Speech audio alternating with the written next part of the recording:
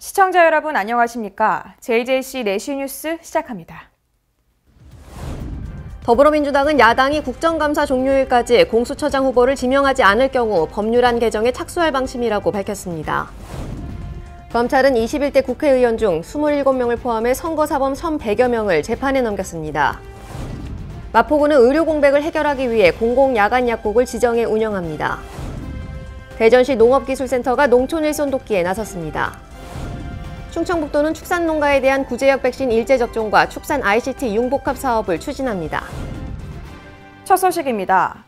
요즘 전세 시장에서 매물은 줄고 가격은 천정부지로 오르면서 이 전셋집 구하기가 하늘의 별 따기만큼이나 어렵다고 하죠. 홍남기 경제부총리도 14일 부동산 시장 점검 관계장관 회의에서 새로 전셋집을 구하는 분들의 어려움을 무겁게 받아들인다며 전세난의 심각성을 인정했는데요.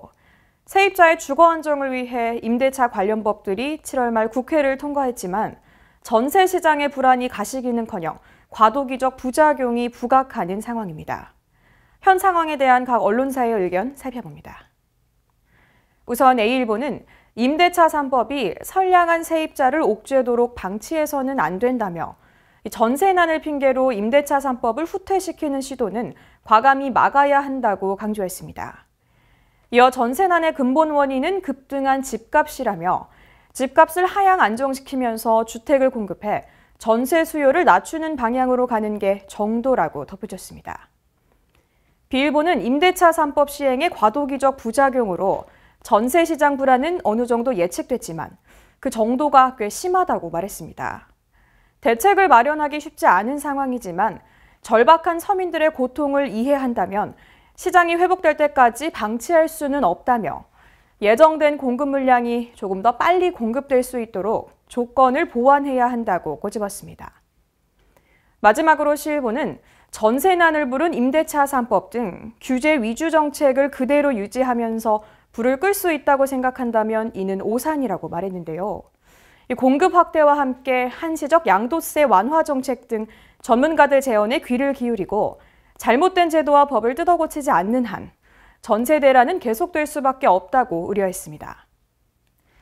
이렇게 전세 품귀 현상이 심화되는 가운데 강서구에서는 세입자를 제비 뽑기로 선정하는 진풍경까지 벌어졌습니다.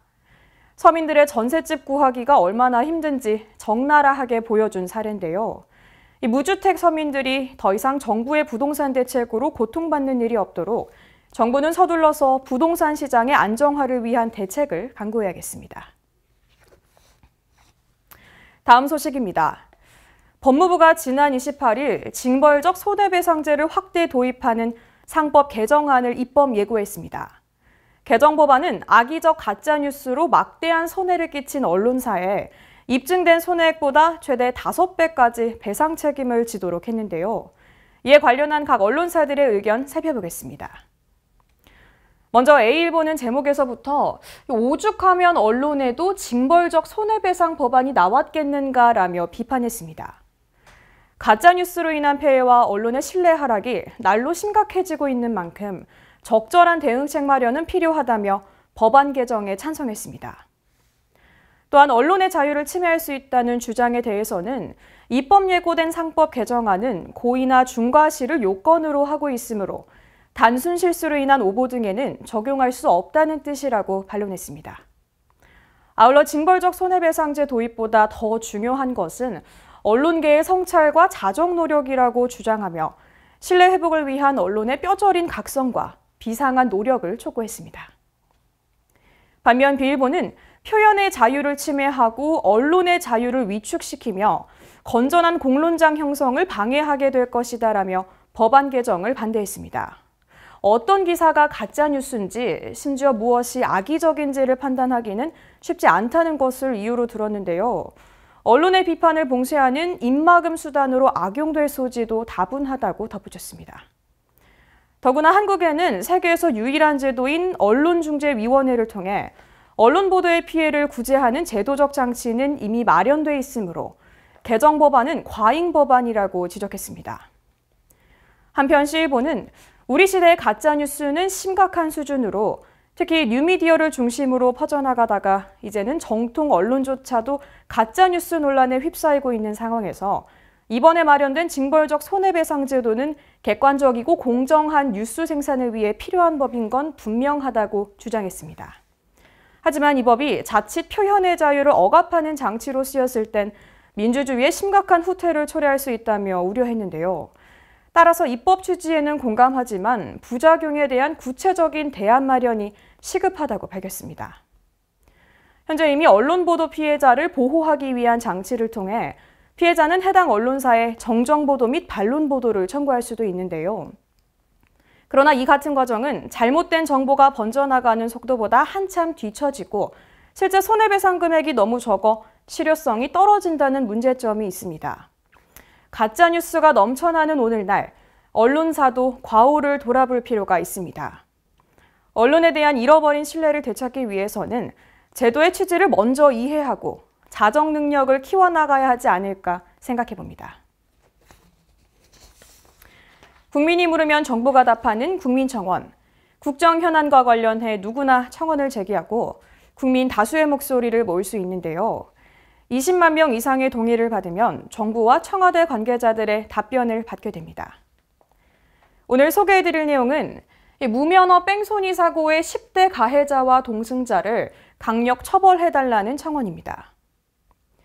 추석 당일인 1일 전남 화순의 고향집을 찾아온 20대 여성이 무면허 고등학생이 몰던 렌터카에 치여 숨지는 사건이 벌어졌습니다. 피해자의 유족은 국민청원을 통해 뺑소니 사고는 살인이나 다름없다며 가해자를 엄벌해달라고 촉구했습니다. 피해자를 조카라고 밝힌 청원인은 가해자들은 10대 고등학생 무면허 운전자와 동승자 4명이라면서 렌터카로 제한속도 시속 30km 구간을 과속하면서 횡단보도를 건너는 조카를 충격하고 그대로 도주했다고 밝혔습니다. 청원인은 가족과 함께 웃으며 행복한 추석 명절을 보내야 할 시간에 저희 가족 모두는 조카의 뺑소니 사망으로 장례식장에서 울음바다가 돼야 했다며 10대 무면허 운전 역시 도로 위의 흉기이기에 높은 수위의 처벌을 해야 한다고 말했습니다. 이어서 고교생에게 차를 대여해준 사람 역시 더 강력한 처벌을 받아야 한다고 주장했습니다. 이어 법이 없다면 신설을, 처벌이 미미하다면 양형 기준을 강화해 이런 살인자가 합당한 처벌을 받지 않고 빠져나가지 않도록 두 손 모아 부탁드린다고 호소했습니다. 해당 청원에는 19일 오후 1시를 기준으로 약 21만 명이 동의했습니다. 한 주간의 국회 소식입니다. 작년 12월 고위공직자 범죄수사처 설치가 통과됐지만 아직 공수처장을 임명하진 못하고 있는데요. 이와 관련해 더불어민주당은 국정감사 종료일인 26일까지 야당에서 공수처장 후보를 지명하지 않을 경우 법률안 개정에 착수할 방침입니다. 지난 14일 이낙연 더불어민주당 대표, 추미애 법무부 장관, 김종민 최고위원 등이 경기 정부과천청사 입주 예정인 고위공직자 범죄수사처 사무실을 방문했습니다. 이 대표는 공수처장 임명을 위한 여야 협상 데드라인을 26일로 재차 못 박은 채 야당을 겨냥한 압박성 행보를 이어갔습니다. 저희 당이 야당에 대해서 26일까지 공수처장 후보 추천위원을 제안해달라고 통보했습니다. 열흘 남짓 남아 있습니다만 저희들이 기다리는 것도 한계가 있다는 것을 그래서 다시금 절감합니다. 민주당은 국민의힘이 국정감사가 종료되는 26일까지 야당 교섭단체 몫의 공수처장 후보추천위원을 지명하지 않을 경우 야당의 거부권 삭제에 방점을 찍은 모법 개정에 착수할 방침입니다. 27일부터 국회 법제사법위원회 법안심사 소위를 가동해 내달 초 본회의에서 이를 처리하고 11월 중 공수처 출범을 완료하겠다는 계획입니다. 한편 민주당은 김종철 연세대 법학전문대학원 교수와 박경준 법무법인 인해 대표 변호사를 후보추천위원으로 선정했습니다. 그러나 국민의힘은 공수처법 자체를 위헌으로 보고 후보추천위원 구성에 임하지 않고 있습니다. 지난 4.15 총선의 선거법 위반 공소시효가 만료됐습니다. 집계 결과가 나왔는데요. 검찰은 당선인 27명을 포함해 선거사범 1,100여 명을 재판에 넘겼습니다.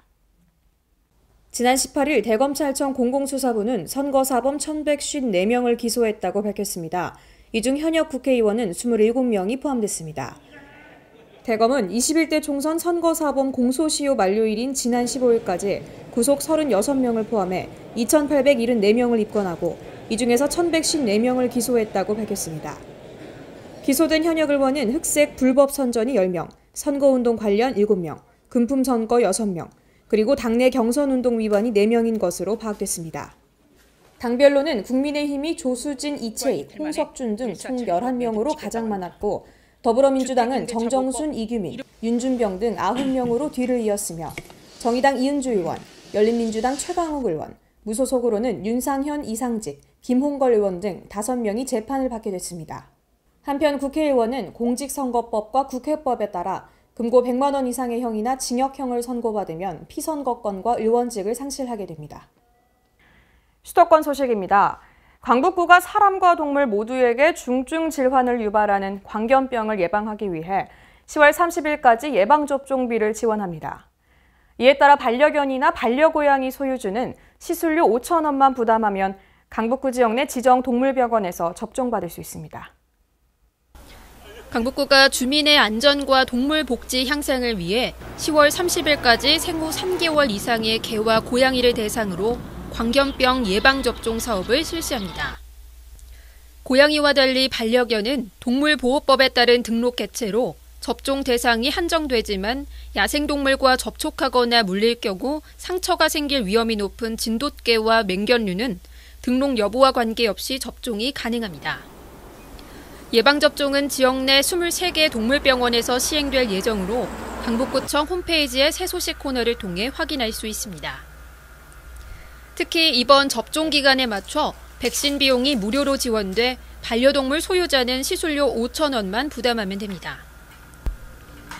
광견병은 매년 전 세계 인구 5만 5천여 명을 사망에 이르게 하는 인수 공통 전염병으로 매년 한 차례 이상 반드시 예방접종을 해야 하고 위반할 경우 과태료가 부과됩니다. 접종 당일 등록번호가 표시된 인식표나 동물 등록증을 지참한 뒤 반려견 목줄 착용과 배변 처리 등의 패티켓을 지켜 병원을 방문하면 됩니다. 강북구는 해당 동물병원마다 접종 내역을 기록할 수 있는 장부를 비치하고 확인서를 발급하는 등 지원 사업을 체계적으로 운영하겠다고 전했습니다. 마포구가 공휴일과 심야 시간대의 불편을 해소하기 위해 공공야간약국을 지정해 운영합니다. 마포구가 야간 및 공휴일에 발생되는 1차 의료 공백과 주민의 의약품 구매 불편 해소를 위해 지난 16일부터 공공야간약국을 지정해 운영하고 있습니다. 우선 망원역 부근에 위치한 비온뒤 숲속약국을 매일 새벽 1시까지 운영하는 공공야간약국으로 지정했습니다. 공공야간약국은 일반인들이 주로 이용하는 해열, 진통, 소염제, 감기 및 호흡기계약, 소화기계약, 피부, 비뇨 생식기약, 안과, 이비인후과, 치과용약, 신경정신과 계약, 연고류 및 기타 외용제 등을 취급합니다. 의왕시가 지역복지 증진을 위해 노력한 시민을 대상으로 표창하는 사회복지의 날 기념 유공자 시상식을 개최했습니다. 의왕시가 9월 29일 시청 소회의실에서 지역복지 증진을 위해 노력한 시민을 표창하는 사회복지의 날 기념 유공자 시상식을 가졌습니다. 이번 사회복지의 날 기념 유공자 시상식에서는 보이지 않는 곳에서 지역복지 증진을 위해 적극 행정을 몸소 실천하고 있는 12명의 사회복지 유공자들이 수상의 영광을 안았습니다. 시상식에 참석한 김상돈 의왕시장은 어려운 여건 속에서도 사회복지 발전을 위해 노력해 주신 수상자분들께 감사 인사를 드린다면서 앞으로 시에서도 사회복지 분야 발전을 위해 최선을 다하겠다는 소감을 밝혔습니다. 이어서 광역시 소식입니다. 가을 농번기가 다가왔지만 코로나19로 인해 농촌 인력이 턱없이 부족한 상황인데요. 이에 대전시 농업기술센터가 일손 돕기에 나섰습니다. 대전시 농업기술센터가 코로나19 확산으로 인해 일손이 부족한 농가를 돕기 위해 농촌 일손 돕기를 추진하고 있습니다. 농업기술센터는 이 기간 동안 일손 지원이 시급한 관내 농가와 마을 중 3곳을 선정 과수와 고구마를 수확하는 등 일손 돕기에 나섰습니다. 코로나나 이런 상황 때문에 그리고 날씨도 이상기후로 많이 안 좋았고요. 농가분들이 많이 안 좋으실 텐데 도움이 조금이나마 되드리면 좋겠다는 생각에 한편 이번 농촌 일손 돕기는 영농 작업 시 일정 거리 유지 등 코로나19 감염 예방을 위한 사회적 거리 두기를 준수하며 진행됐습니다. 코로나19가 완전히 사라질 때까지 모두 화이팅 하시기 바랍니다. 화이팅! 대전시가 코로나19로 위기를 맞고 있는 지역 경제 회복을 위해 지역화폐 온통대전과 연계한 다양한 소비 촉진 사업을 추진합니다. 대전시가 지역화폐 온통대전의 온라인 소통 강화와 사용 촉진을 위해 온통대전 전용 SNS를 구축, 운영을 시작했습니다. 시는 온통대전 SNS 오픈 기념 이벤트로 10월 31일까지 온통대전 SNS를 팔로우하고 사용 영수증과 카드 사진을 인증하면 선착순 1000명에게 온통대전 1만 원을 지급할 예정입니다. 또한 오는 10월 19일부터 온통대전몰에서는 10월 31일까지 누적 금액별 최대 33% 페이백 행사와 첫 구매 10% 할인 쿠폰, 구매 금액별 웰컴 쿠폰 등 총 2,900명을 대상으로 다양한 이벤트를 진행합니다. 온오프 미디어 아트 놀이터 프로젝트로 추진되는 2020 광주 미디어 아트 페스티벌이 국립아시아문화전당에서 그 시작을 알렸습니다.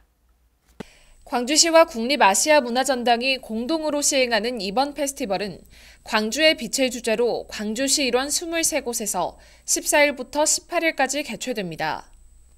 이번 페스티벌 개막 행사는 온라인 중계로 함께 진행돼 코로나19로 지친 시민들에게 위안을 선사했습니다. 또한 국립아시아문화전당에서 열리는 본 전시회는 국내 유명 미디어 아티스트 13명의 작품을 만나볼 수 있습니다. 가장 대표적인 작품들을 실내 공간보다는 야외 공간을 이용하는 미디어 아트 작품을 대대적으로 추진해 봤습니다. 그리고 큰 하나의 전시보다 광주시의 작은 전시 공간들, 분산, 집중 이런 형태로 하면서 시민 여러분들께서 안전하다라는 어떤 체감을 하시면서 전시 관람하실 수 있도록 여러모로 배려해 봤습니다. 옛 전남도청 외벽에 마련된 특별전 미디어 파사드는 국내를 대표하는 미디어 아티스트의 작품이 투사돼 특별한 볼거리를 선사합니다. 그 밖에도 미디어 아트 투어전 등 다양한 전시와 행사는 유튜브 등을 통해서도 확인할 수 있습니다. 다음은 강원도 소식입니다. 강릉의 북부와 남부권을 연결하는 남대천 홍제교가 지난 28일 개통했는데요. 남부권 아파트 밀집 지역의 교통량이 분산되고 시내 연결 교통망이 개선되면서 주민들의 교통 불편이 해소되고 있습니다.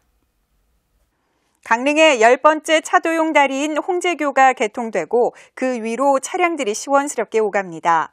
2017년 11월부터 245억 원을 들여 공사를 진행한 홍제교는 총 길이 161m에 폭 30.8m, 왕복 6차선 규모로 개통됐습니다.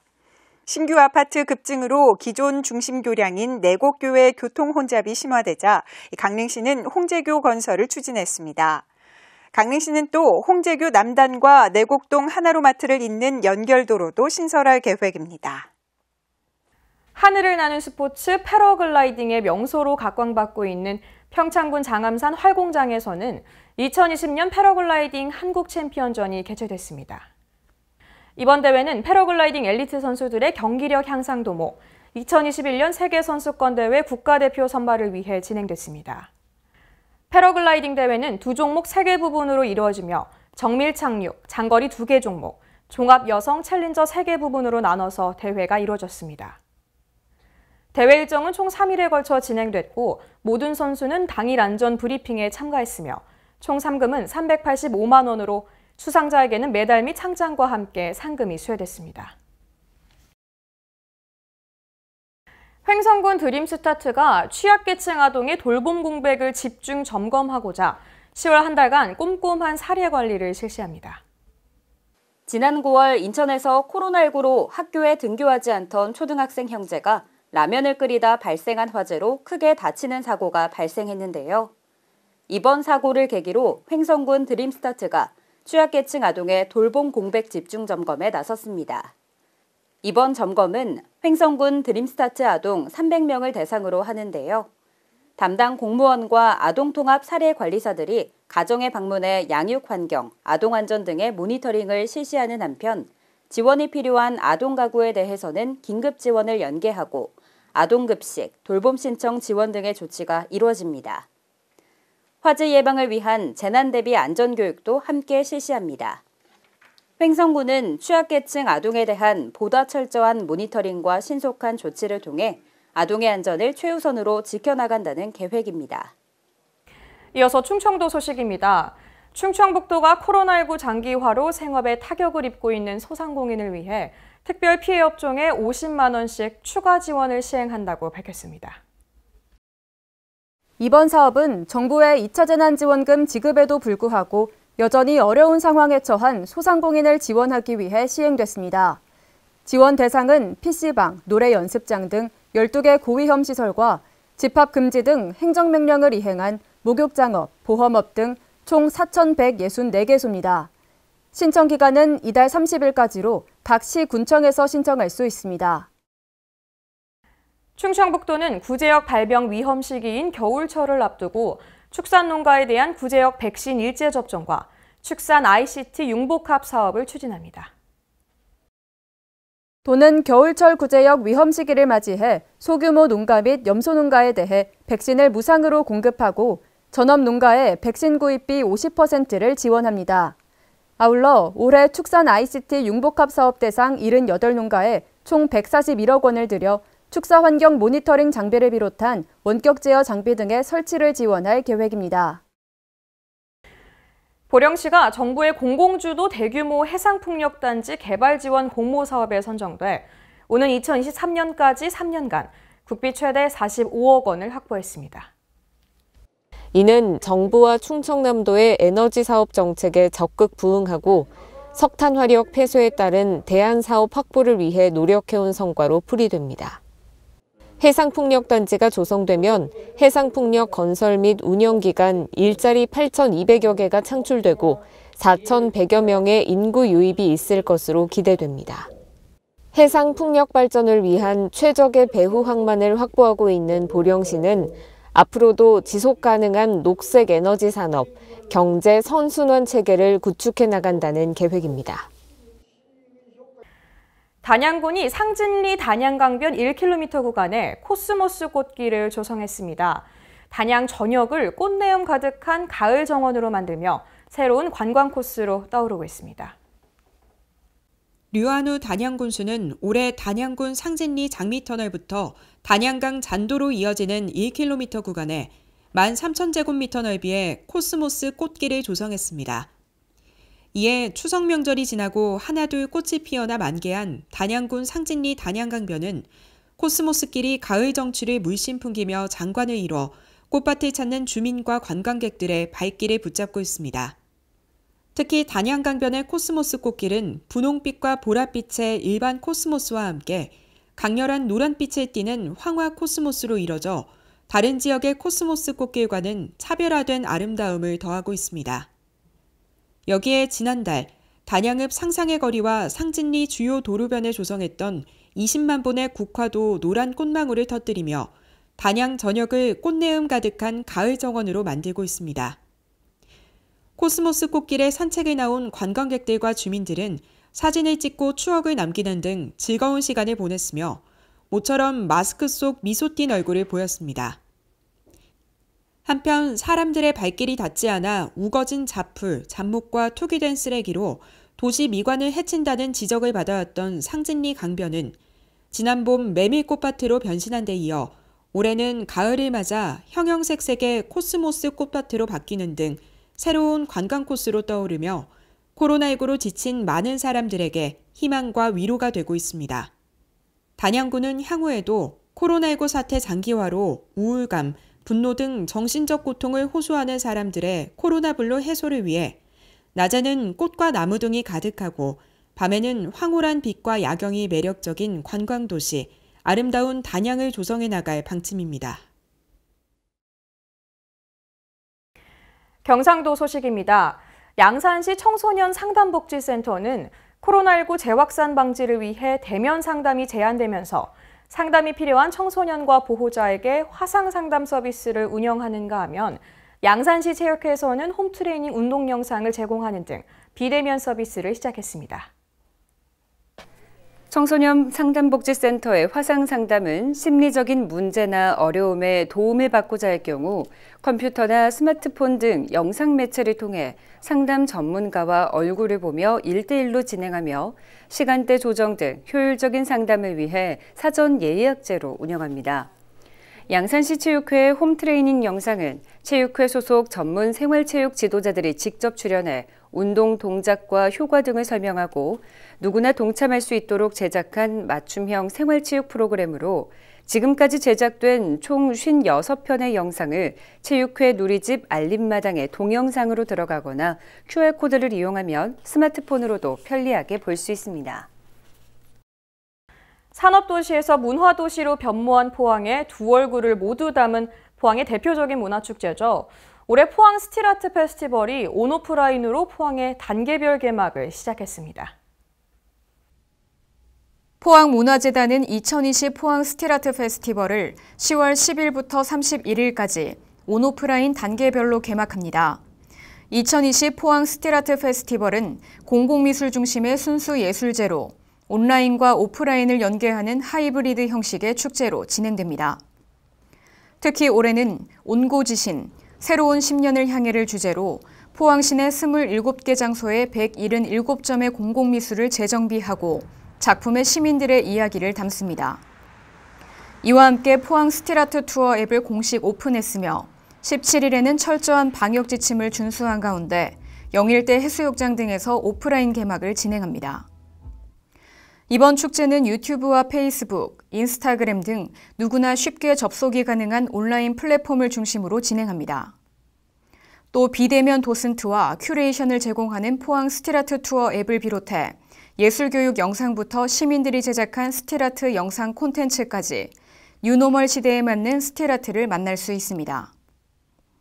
GPS를 기반으로 하는 스틸아트 투어 앱에서는 작품의 위치, 작품 설명 등 기본 정보를 제공하며 언제 어디서나 작품을 쉽게 관람할 수 있는 한손 특별전이 진행됩니다.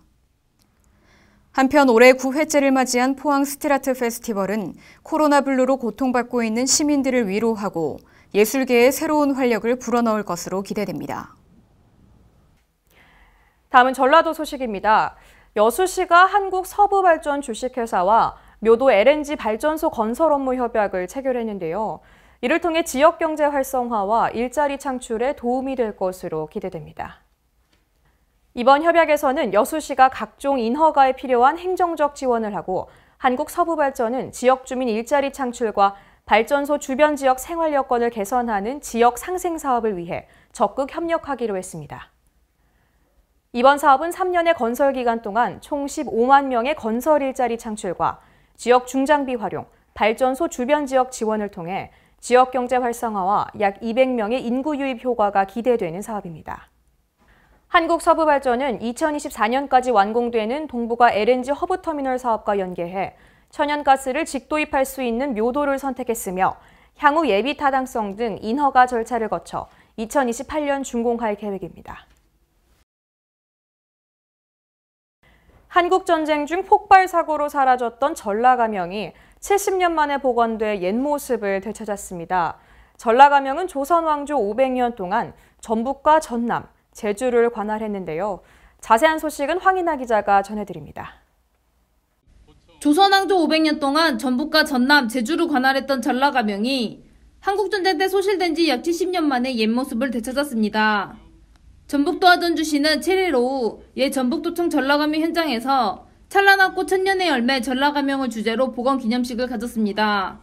전라가명은 1951년 한국전쟁 중 폭발사고로 완전히 사라졌고 이듬해 전북도청사가 지어진 이후 1996년부터 복원에 대한 논의가 시작됐습니다. 전북도하전주시는 2017년 사업비 1,400여 원을 들여 옛 도청사를 철거하고 동쪽 부지의 전라가명을 상징하는 핵심 건물들을 복원하고 나머지 부지 활용을 담은 2단계 복원 사업에 나설 계획입니다.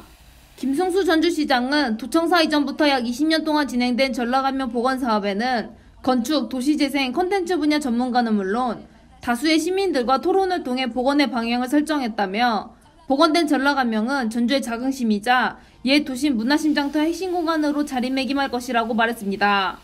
지금까지 전북에서 황인아였습니다. 전주시 자치분권 포럼이 지역균형 발전을 위한 세미나를 개최했습니다. 이번 세미나에서는 우리 삶을 바꾸는 자치분권을 슬로건으로 지방자치단체의 정책 결정 및 집행 과정에 주민의 참여를 확대하기 위한 다양한 방안을 논의했는데요. 보도에 이정은 기자입니다. 사단법인 자치분권 포럼이 우리 삶을 바꾸는 자치분권이라는 슬로건을 기반으로 한 지역혁신 발전 세미나 모임을 가졌습니다. 9일 오전부터 시작된 이번 세미나에는 주민과 함께하는 정부, 다양성이 꼽히는 지역주의, 신규 지역협력 제도 개선 등 다양한 주제를 놓고 추진 과제의 방향성을 논의했습니다. 이 밖에도 각 지역 사무국 임원 임명식을 통해 앞으로 지역과 지역을 연결하는 네트워크 구축 방향에 대한 다양한 논의를 진행했습니다. 이날 이명현 자치분권 포럼 이사장은 각 지부의 자치분권에 대한 인식과 책임성 확대를 위한 다양한 논의가 필요하다며 지속적으로 모임과 논의를 이어나가도록 노력하겠다고 말했습니다. 지금까지 전북에서 이정현이었습니다. 세계 소식입니다. 유럽의 코로나19 확산세가 심상치 않습니다. 각국에서 신규 확진자가 쏟아지면서 연일 최다 기록을 경신하고 있는데요. 지난 3월 정점일 때보다 신규 확진자가 3배나 많고 미국보다도 상황이 더 심각합니다. CNN은 세계보건기구와 존스홉킨스 대학의 자료를 인용해 최근 유럽의 코로나19 신규 확진자 증가세가 미국보다 훨씬 심각하다고 분석했습니다. 지난 13일 기준 미국의 하루 신규 확진자는 4만 9천여 명이었으며 같은 날 유럽에서 피해가 가장 심한 프랑스, 영국, 스페인 등의 총 신규 확진자 수는 7만 100여 명입니다. 세계보건기구 WHO는 지난주 유럽의 신규 확진자 수가 지난 3월 정점 때보다 3배 가까이 많았지만 연초와 같은 전면적 봉쇄는 최후의 수단이어야 한다고 강조했습니다. 지난해 홍콩 반정부 시위 당시 오성 홍기를 훼손하거나 빅토리아 하버에 투척하는 일이 빈번하게 발생했는데요. 앞으로 중국과 홍콩, 마카오에서 중국 국기인 오성 홍기를 거꾸로 들면 처벌을 받게 됩니다. 18일 홍콩 사우스차이나 모닝포스트에 따르면 전날 중국 전국인민대표회의는 국기법, 국가휘장법 수정안을 통과시켰으며 이는 내년 1월 1일부터 중국, 홍콩, 마카오에 적용된다고 보도했습니다. 수정안의 주요 내용은 오성 홍기를 거꾸로 두는 것을 금지하고 홍콩과 마카오의 관공서와 대중문화시설에 오성 홍기를 의무 개양하는 것이며 오성 홍기를 임의로 처분하면 처벌을 받게 됩니다. 현행 홍콩 국기법 국가휘장법에 따르면 오성 홍기나 중국 국가 상징을 태우거나 낙서하고 더럽히거나 짓밟는 행위를 할 경우 5천 홍콩 달러의 벌금형이나 징역 3년형에 처해질 수 있습니다. 체코 정부가 코로나19 확진자가 가파르게 증가하자 군대까지 동원해 임시병원을 만들기로 했습니다. 체코는 최근 2주간 10만 명당 신규 확진자와 사망자 수가 유럽연합 국가 중 가장 높을 정도로 심각한 상황에 처해 있습니다. 체코 정부는 500개 병상을 갖춘 병원을 프라하 북부의 대형 전시장에 만들 계획입니다. 체코의 신규 확진자 수는 지난 16일 코로나 사태 이후 처음으로 1만 명을 넘어섰으며 누적 확진자도 16만여 명에 이릅니다. 가을을 맞아 단풍 여행 등 야외 활동이 증가하면서 철저한 방역수칙 준수가 요구되고 있습니다. 올가을은 코로나19의 영향으로 비대면 영상물로도 국립공원의 단풍을 즐길 수 있게 됐는데요. 올해만큼은 단체 산행은 자제하고 비대면으로 가을을 느껴보는 게 어떨까요? 이상 내시 뉴스 마칩니다. 시청해주신 여러분 고맙습니다.